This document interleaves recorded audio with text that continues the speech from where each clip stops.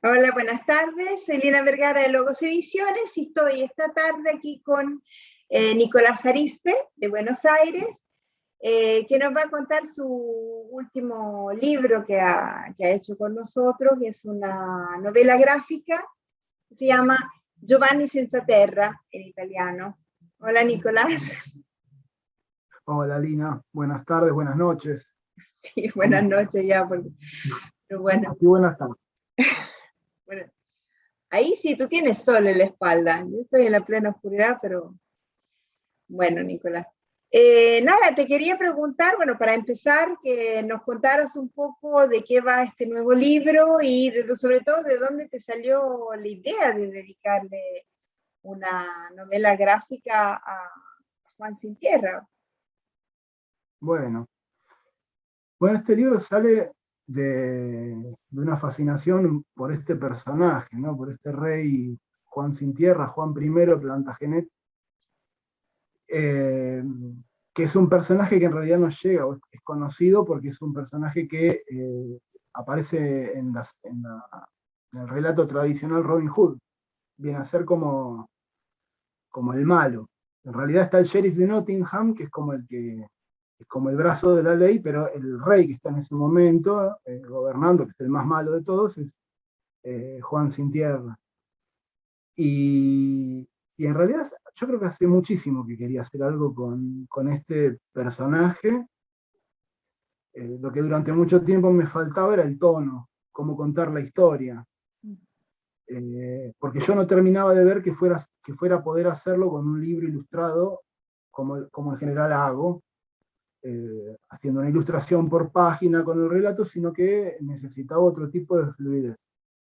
¿De dónde vienen las ganas de trabajar este personaje? Bueno, en realidad sale de un lugar bastante particular, que es la película Robin Hood de Disney. Ahí, viendo la película esa, en un momento me di cuenta que me interesaba mucho ese personaje y que tenía ganas de hacer algo. Siempre me gustó el personaje y siempre me gustó mucho esa película. Creo que de las de Disney es mi favorita, al menos las de animación tradicional. Sí. Pero ahora que tengo una hija chiquita y volví a ver un montón de películas que no veía desde que yo era chico, volviéndola a ver ya con otros ojos, encontré que este personaje estaba bueno para hacer una historia, estaba bueno para contar la historia de él. Y en realidad, digamos, de la propia película yo saqué, eh, te diría, como los elementos básicos, o los que me dieron un poco la estructura de trabajo que yo usé después. Porque, por un lado, lo que tiene interesante la película, por eso me gustaba el malo de la película, es que es como un malo distinto a todos los otros malos de Disney, ¿no? Ahí yo ya encontré como una diferencia que me interesaba trabajar. Porque creía los malos de Disney hasta ese momento eran como esas brujas, que son siempre malos malos, y no Sí. conocemos nada de su historia ni nada, siempre son como estas figuras un poco arquetípicas, ¿no? La madrastra, la madre mala, la bruja, la mujer diabólica, etcétera, con poderes, medio indestructible, y el bueno, del bueno sí conocemos siempre los matices y su historia y qué sé yo. En este caso, esta película para mí marca una diferencia porque este Juan, primero es un malo sin ninguna clase de poder, es un malo con bastantes problemas personales. Eso ya es interesante. Eh, y, y segundo que hay como varios indicios, varias pistas que cuentan un poco el porqué de su personalidad. Porque es un malo muy neurótico que cuando se estresa o se pone mal llama a la madre, ¿no? Como en una especie de pedido y se chupa el dedo. Entonces tiene como una especie de Edipo mal resuelto. Tiene como elementos, digamos, que, claro, nos dan la pauta, ¿no?, de pensar por qué puede ser así, ¿no? Un tipo como que viene arrastrando una neurosis desde su infancia. Entonces, a mí eso ya me interesaba porque, bueno, es interesante esto que hace Disney porque siempre del malo nunca tenemos como algo para que nos dé empatía en esas películas. Siempre el malo es malo, lo odiamos desde que empieza hasta que termina. Y te da pena en un momento. Vos vas viendo la película y decís, claro, capaz nadie lo quiso de chico, qué sé yo, no sé. Se te empiezan a ocurrir esas cosas y por eso se volvió malo. Entonces, a mí me interesaba esa tensión, porque yo creo que en la película aparece, contada para chicos, pero muy bien, este esta posibilidad de pensar por qué el malo es malo también. Entonces, ahí yo ya como capturé un problema que me interesaba trabajar en el libro. Ya. La segunda cosa que por ahí me interesa de la película, yo creo que repercutió en el estilo de trabajo. Yo en general, vos sabés que yo trabajo con un estilógrafo Rotring, que es un estilógrafo que da un trazo como muy preciso, siempre sale igual. Para este libro yo volví a trabajar con una herramienta que no trabajaba hace muchos años, que es con una pluma tradicional con la botella de tinta y esas plumas descartables, que es un problema porque a la mitad del libro se te van gastando y entonces tenés que conseguir otra igual. El mercado argentino no es muy amistoso para conseguir el mismo producto igual dos veces, así que fue un problema. Fue un problema. Este, y eso en la pista, digamos, o la idea para trabajar así también me la dio la propia película, porque vos sabés que en esta etapa Disney son una serie de películas que empieza con la de los Dálmatas, aquella película de los Dálmatas. Creo que no sé si termina con los Aristogatos o Bernardo y Bianca. Son son como unas 5 o 6 películas en donde se ve la línea de lápiz en los personajes, en los dibujos. Sí. Los dibujos no son tan prolijos, no están pasados a tinta en el fílmico, sino que se ve, esto aparentemente, por lo que se sabe, tiene que ver con que cuando hicieron La Bella Durmiente, estaban en tal viaje de perfección y qué sé yo, que se gastaron toda la plata que tenían para la producción y se endeudaron y la compañía casi quiebra. Entonces, para la siguiente película lo que hicieron fue echar a todos los entintadores. ¿De verdad? Sí, sí, sí, es verdad. Y se compraron fotocopiadoras cero, en donde podían pasar el fílmico, que antes se entintaba con plumín, se podía pasar el fílmico, ponían el dibujo en lápiz en la pantalla y pasaban el fílmico, y entonces lo que hacía la fotocopiadora era una fotocopia del dibujo. Y eso se podía pintar en el acetato. Pero entonces, como el dibujo está fotocopiado de lápiz directamente, la línea tiene como otra soltura, Sí. que es muy interesante en el efecto. Entonces yo pensé que tenía que tomar algo de eso también para el libro.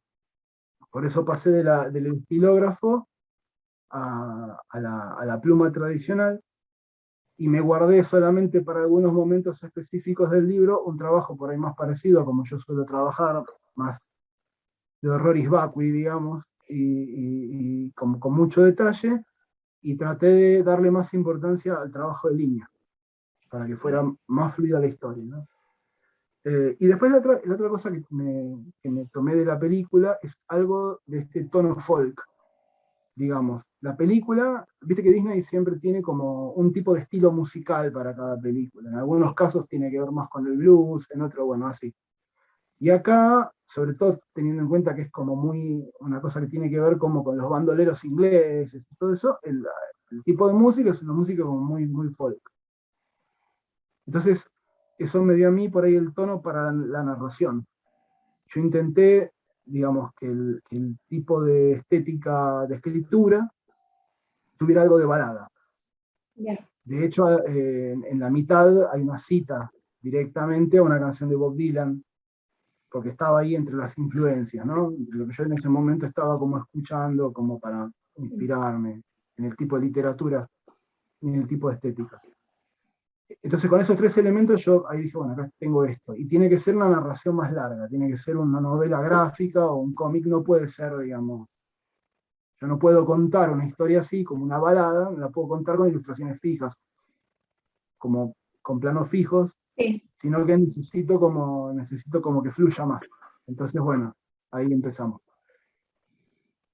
¿Por qué es interesante la figura de Juan Sin Tierra? Por ahí sería la pregunta, de tantos malos que hay en la historia, ¿no? Y porque Juan Sin Tierra tiene como todas las cosas malas juntas en una sola persona, porque por un lado, bueno, él es medio como una leyenda, Juan Sin Tierra, no se sabe bien. Yo estuve ahí un poco investigando la cuestión cuando empecé a hacer la historia. Por supuesto, si uno pudiera acceder a las bibliotecas de Oxford y Cambridge, seguramente accedería a documentos de la época que, bueno, darían más cuenta de cómo era ese rey, porque existió de verdad, por supuesto. pero a mí me interesa como la figura que se fue armando en la leyenda de este personaje. Una especie de malo, cruel, tonto. O sea, como que reúne todas las características negativas. Sí, Es un malo que no se salva por ningún lado, digamos, ¿no? En aquella época, por empezar, es un traidor, porque su hermano Ricardo, que sería como el prohombre, digamos, se va a las cruzadas, y entonces él en ese momento aprovecha y hace las negociaciones con los nobles para quedarse con el trono de Inglaterra. Entonces traiciona al hermano. Después pierde todos los territorios continentales que tenía Inglaterra en Francia, entonces es un rey que militarmente es un desastre. O sea que es tonto, aparte de traidor es tonto y cobarde, porque después no va más a buscar no vuelve a buscar esos territorios perdidos, sino que se atrinchera, digamos, se queda en la isla y no se mueve de ahí. Y después es cruel, encima, no obstante, es cruel porque, bueno, porque lo que nos llega de su leyenda es que para sostener al Estado aumentaba todo el tiempo los impuestos a los pobres, ¿no? Bueno, todo eso. Entonces, con esos tres elementos teníamos un personaje como bastante interesante, porque es como, es un malo, pero aparte encima de ser malo, no es ni fuerte, ni poderoso, ni nada, es un desastre, es un desastre. Entonces a mí me interesaba contar la historia de este malo, porque contar la historia de este malo es como pensar la maldad, en realidad. A mí mucho no me interesa como pensar los personajes buenos, porque claro. no hay mucho para pensar ahí. Están bien, ¿qué le vamos a decir? Uno que es bueno, que moralmente está bien y que hace todo lo que hay que hacer, no hay mucho para pensar ahí. No podemos ver mucho de nosotros en una persona así, porque aparte hay pocos, también vamos a decir, ¿no? Si es que son verdaderos, ¿Cómo, cómo? si es que son verdaderos, estos Y hipotéticos encima sí que, buenos. exactamente, sé que son verdaderos.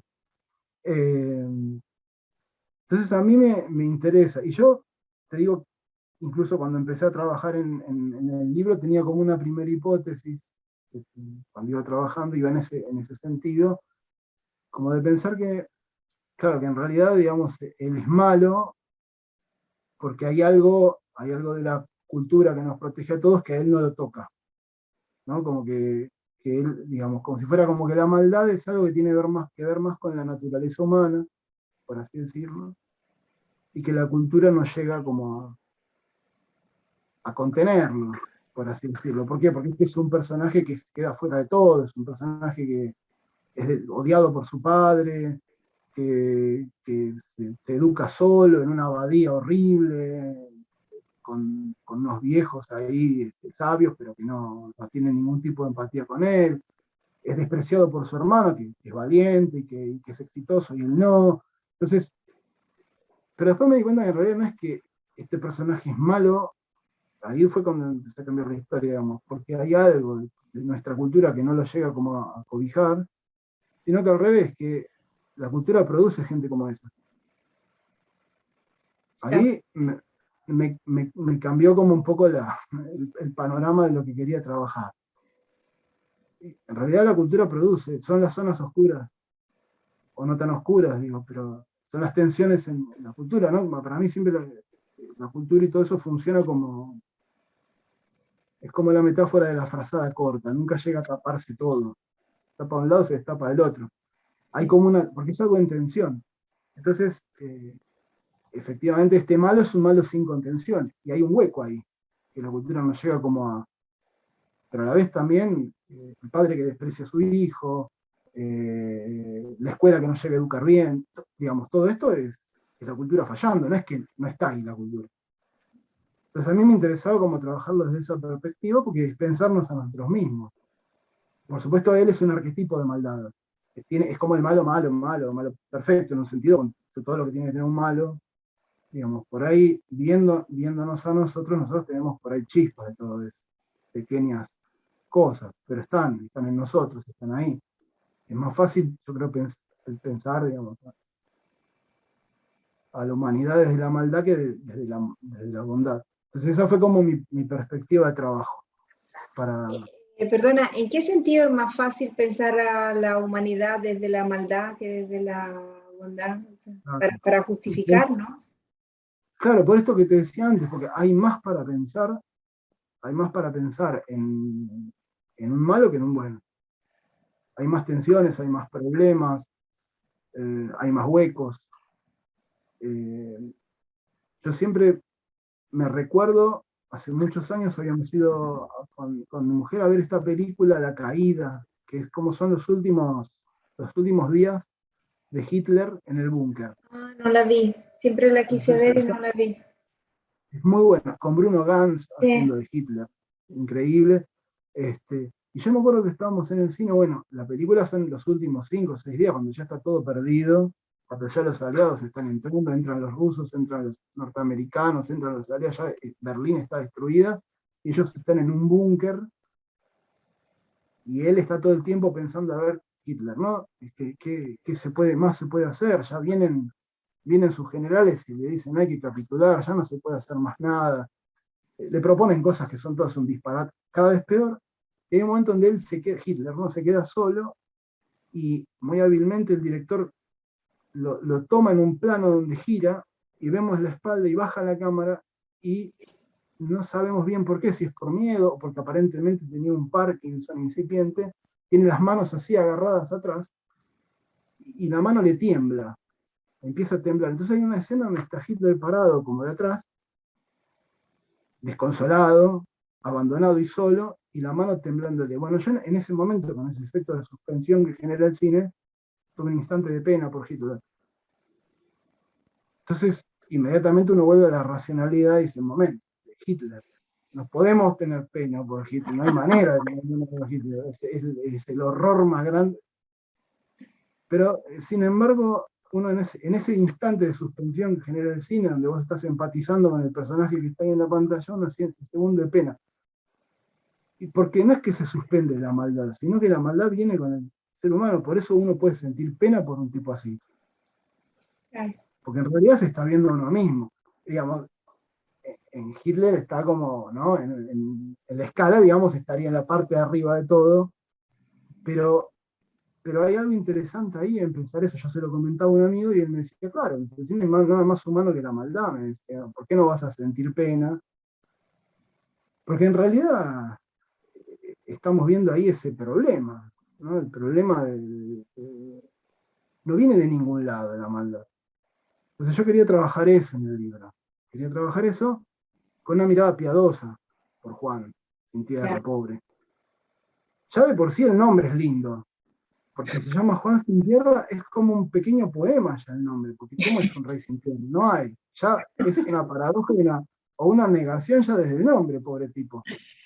Voy a Porque, compartir, ¿ah? Para que claro, vamos viendo y vamos viendo charlando. mientras, sí. Tú sí me dices si quieres que vaya hacia adelante, hacia atrás. Sí, si querés vos podés ir pasando y vamos viendo.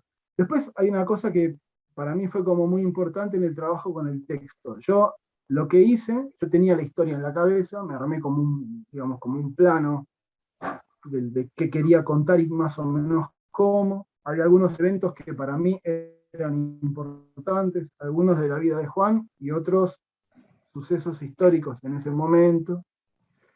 Entonces, primero, una vez que tuve como más o menos el plan de obra, sin tenerlo totalmente definido, pero una idea desde dónde hasta dónde yo quería ir, la dibujé toda. Primero dibujé toda la historia, no tenía el texto. Y después fui escribiendo, viendo las imágenes. Sobre las imágenes fui escribiendo. Eh,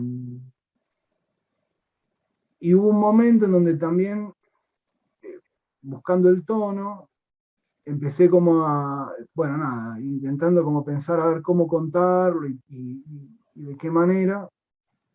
Me interesó como una cosa en esto de pensar, digamos, de pensar por ahí en Juan, como si fuera Juan una figura colectiva, por así decirlo, que nos representa a muchos, digamos, como arquetipo. Entonces dije, bueno, me parecía que el texto tenía que ser un texto como a muchas voces. Entonces, gran parte del texto son recortes, citas, algunas son citas a poemas, hay pequeñas frases de libros, hay cosas que yo escuché en la calle, y por ahí iba caminando por la calle o estaba en un negocio esperando para comprar y escuchaba alguna frase que que me parecía que tenía que ver, entonces la anotaba. Y con ese collage, digamos, de texto, sin dejar de tener el texto un sentido, porque el texto tiene un sentido, no es que es un texto experimental, digamos, en ese sentido, digamos, va contando una historia, el texto va contando una historia. Pero sí yo iba incorporando estos elementos. También como leyendo mucho la literatura beatnik, Allen Ginsberg sobre todo.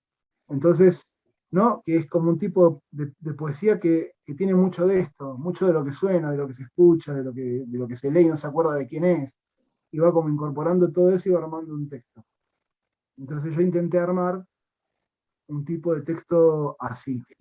Y Ya. justo ahí, por ejemplo, en esa página que vos tenés, fui intentando también hacer eso, como jugar entre varios estilos por ahí. Algunos como más de cómic casi humorístico, con viñetas pequeñas, en donde tenemos al rey, por ejemplo, ahí en una acción un poco más tonta, y de pronto por ahí sí pasar a un registro más detallado y más crudo, eh, bueno, dependiendo de qué es lo que va sucediendo, ¿no? Yo intenté jugar como un poco con eso. Claro. Y después hay una escena central que para mí es muy importante, que es cuando Juan escucha, ya por ahí más, bueno, toda esta parte es como la parte de la leyenda, ¿no? De Juan cobrando los impuestos, y el que no paga va a la horca. Después, por ejemplo, en esta otra página, a mí me interesaba también esto. Juan es un rey débil, es un rey que en realidad tiene mucho miedo a morirse y tiene miedo de emprender cualquier batalla porque sabe que va a perder, porque está lleno de fantasmas.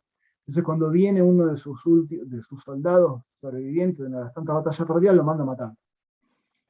Juan, porque en su carácter de rey, él afirma su supervivencia matando a todos menos a él. ¿No? Es como un poco la fortaleza del débil con poder. Y entonces, bueno, un poco yo fui como narrando la historia.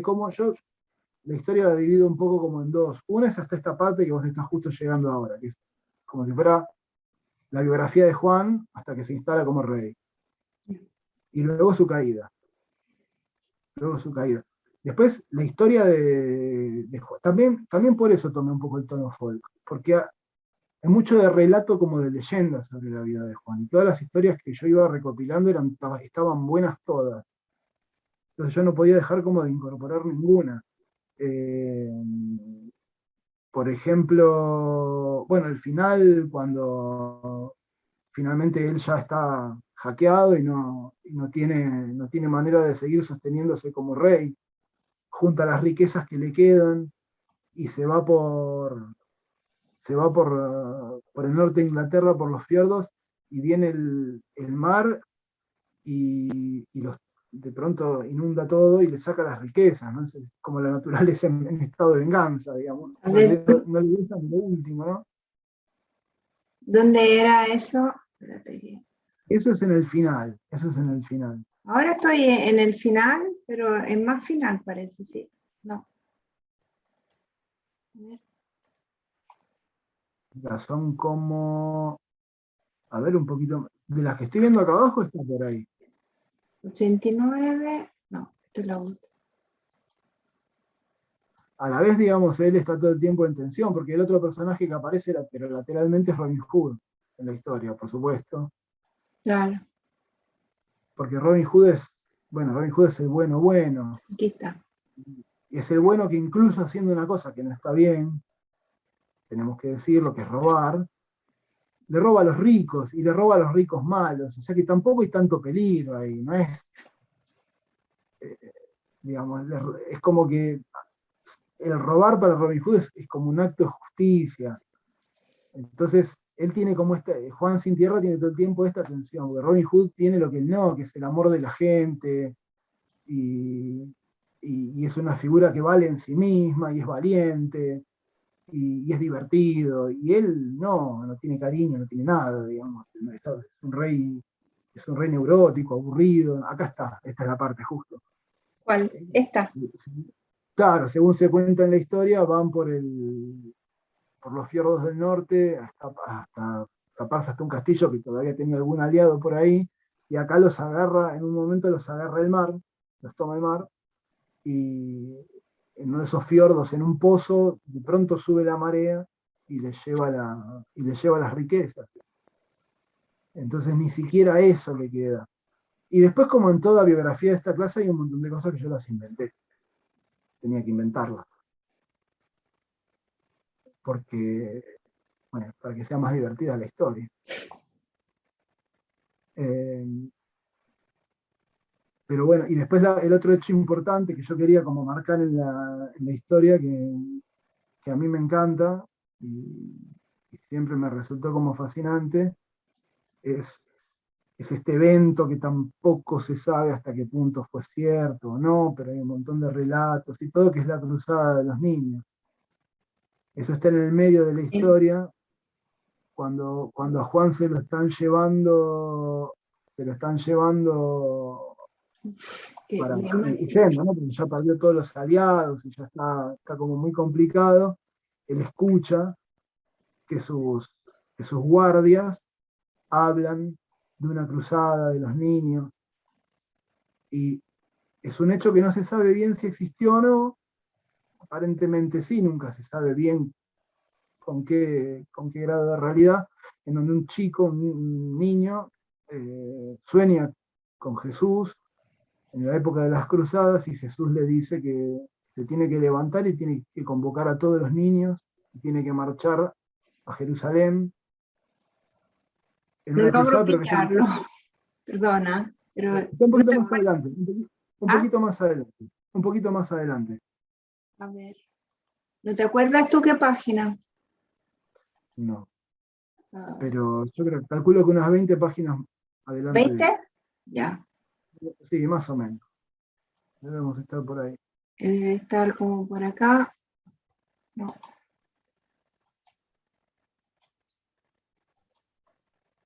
Uf. Mira, me acuerdo la escena, pero no me acuerdo dónde estaba. Sale un niño.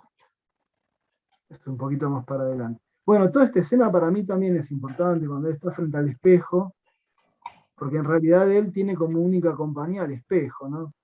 Y ese es un problema, porque él no puede diferenciarse, no tiene algo con qué diferenciarse de sí mismo. Aquí estaba. La cruzada, esta es la de los niños. ¿La ves? Ahí tenemos el giro de la historia, que nos vamos a enterar al final, porque, por supuesto, él también tiene en algún rincón de su ser, tiene algo, bueno, podríamos decir. Acá empieza la parte de la cruzada de los niños. Sí. Él escucha a estos mercenarios que hablan, y hablan de estos niños que van en peregrinaciones. Un niño que sueña con Jesús. Marcel Schwab tiene una novela sobre eso. Un niño que sueña con Jesús, que se le aparece en un sueño y le dice que tiene que ir y hablar con el rey de Francia, y tienen que promover una cruzada de los niños a Jerusalén para recuperar el sepulcro, el Santo Sepulcro, pero que tiene que ser una cruzada pacífica y de niños. Entonces él va y le dice al rey, y aparentemente el rey no le cree o lo echa o algo así. Entonces el niño va pueblo por pueblo avisando esto, y se le van juntando niños uno atrás del otro, y se cree que fueron, no sé, miles en peregrinación, y finalmente todo termina en un desastre, porque por supuesto eran niños, y cuando llegan a los puertos son vendidos como esclavos, y muchos son abusados, y muchos son muertos, y vuelven pocos. Pero Juan ve ahí algo que a él le faltó, que es una comunidad. Él dice en un momento, como incluso con ese destino trágico, él hubiera preferido tener una comunidad a la que pertenecer que ser este hombre solo. Acá justo en esa página tiene como una especie de delirio, que los ve en el agua y se tira atrás de ellos, y lo rescatan sus mercenarios. Se empieza a ahogar porque obviamente está como en un estado de delirio, ¿no?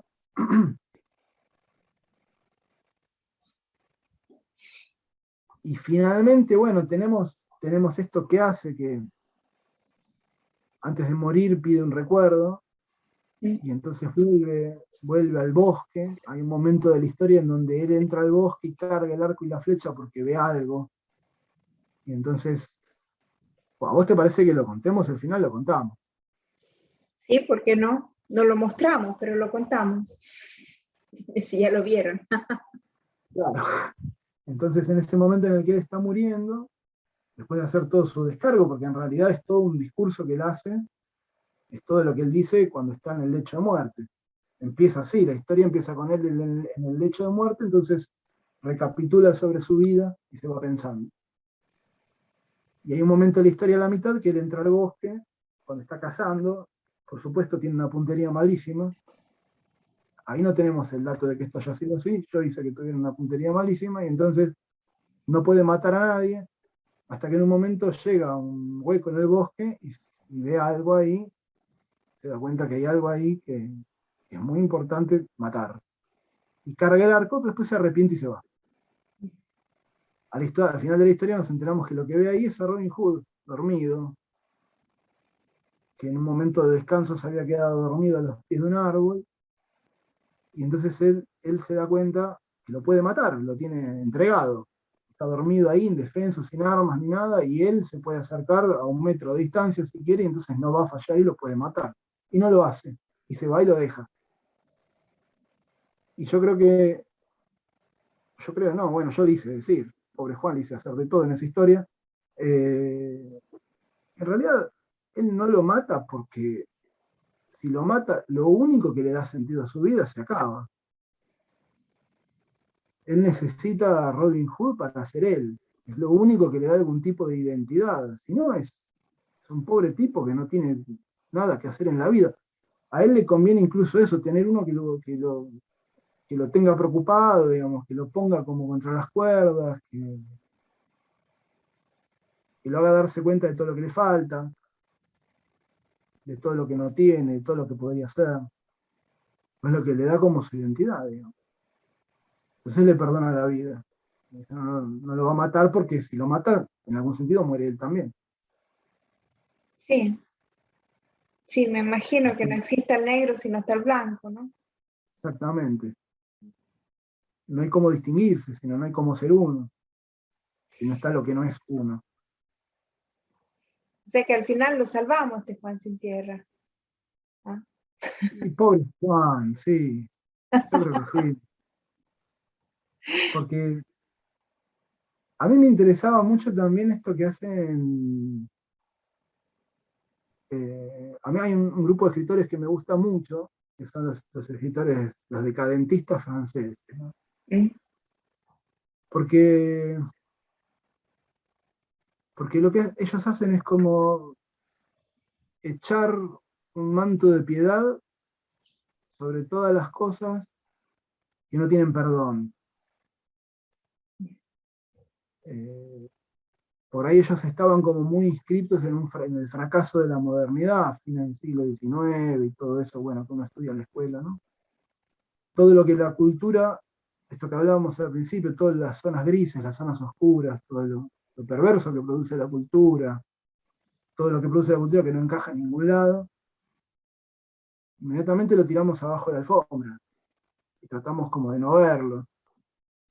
Y estos escritores tuvieron el coraje de sacarlo para afuera, todo eso, y encima hacer arte.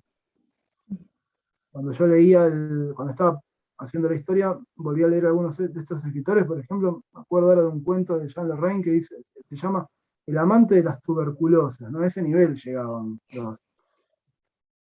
o sea, las cosas que uno jamás se atrevería como a recuperar, estos las tomaban y las volvían arte. Un poco el que inventa eso es Poe, ¿no? Pero ellos van más lejos todavía, quizás.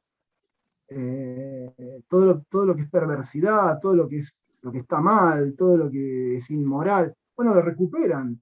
Un poco también para que nos hagamos cargo que estamos produciendo todo eso también. Hay que pensarlo. Si lo Claro. tiramos abajo de la sombra, en un momento nos va a tapar. Entonces, este movimiento, digamos, de piedad sobre todo esto, a mí me gustaba para Juan, pobre. Porque por ahí estuvo él, le pasó eso, tenía un Edipo mal resuelto y había que ser un poco más contenedores con él, no sé. No, Es un además tema. que yo creo que cada uno de nosotros, por lo menos en algún momento de su vida, de todas maneras se puede identificar, o sea, no es que sea, ah, ¿Quién no necesitó un perdón alguna vez? sí. ¿No? Y ya con eso podríamos acabar, ¿ah?